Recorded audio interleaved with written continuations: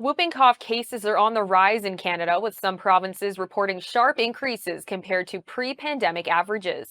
More than 11,600 cases have been reported in Quebec so far this year, while Ontario is at 470 cases. The figures come on the heels of a whooping cough outbreak declared in New Brunswick last week. New Brunswick's acting chief medical officer of health expects the current case count to get worse before tapering off. Joining us now to discuss is Dr. Abhishek Raut, Medical Director at Appletree Medical Group. Dr. Raut, thank you for joining us. Great to be here. Now, can you walk us through how whooping cough is transmitted and why we see increases every 2 to 6 years? Well, whooping cough, also known as pertussis, is caused by Bordetella pertussis, which is a bacterium. And this bacterium spreads primarily through respiratory droplets when an infected person coughs or sneezes. Now, pertussis is highly communicable. There's a lot of studies showing almost an 80% secondary attack rate among susceptible households.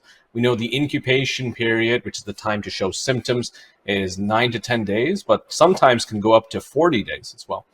So why do we see these increases every 2 to 6 years? Well, the big issue is the waning immunity, which we see. This waning immunity can lead to a large pool of susceptible individuals. We also see vaccine coverage fluctuations, and that can certainly impact the severity of these outbreaks, and also bacterial adaptation, where the bacterium can undergo genetic changes, which reduces the effectiveness of vaccines.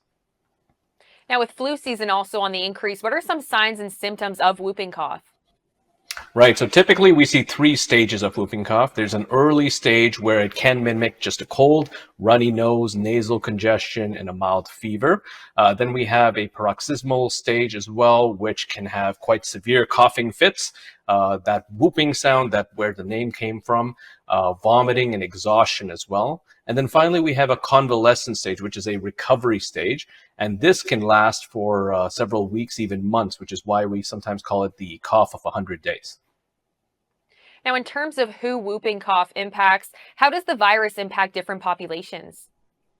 Well, specifically, we see infants and young children being very strongly affected. And these young kids, of course, they're too young to even have the completed vaccination series. So what do we see in developed countries like Canada? 1% of children who have pertussis and are less than a year old will actually die. And in developing countries, that can actually be as high as 6%. So certainly infants and young children are ones that we really worry about tremendously. With older children, adolescents, and adults, oftentimes they can have milder symptoms, and likely this causes more of a spread as well. We do have at-risk groups such as pregnant women and immunocompromised individuals as well that we keep close eye on.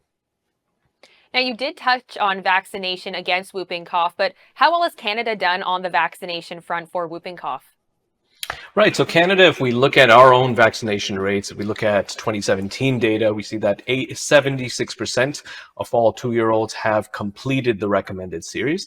Now, the national goal is 95%, but certainly we are closer to getting there. We do know in certain provinces as well, the vaccination rate, for instance, in New Brunswick, was about 80% for grade 7 students. Now, again, the target is closer to 90%. So despite some areas of high vaccination rates, we do see these periodic outbreaks of whooping cough as well. Now, following COVID-19, there is some vaccine hesitancy. How much do you think vaccine hesitancy plays a role here in us seeing an increase in these cases? I think it does play a significant role. Because of vaccine hesitancy, we see reduced vaccination rates in general, and that reduces the herd immunity, which makes it more likely for you to contract the disease.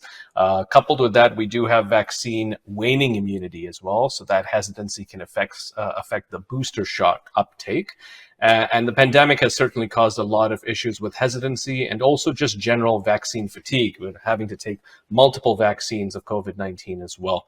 So all of these certainly play a role in worsening the issue we have with whooping cough.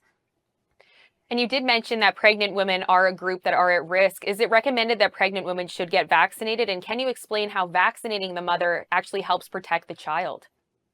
Absolutely. So what we see here is the antibody transfer. When a pregnant woman receives the whooping cough vaccine, her body will produce antibodies against the bacterium, but these antibodies are actually transferred to the baby through the placenta as well. So that gives the baby a passive immunity, and they're certainly protected with these antibodies as well.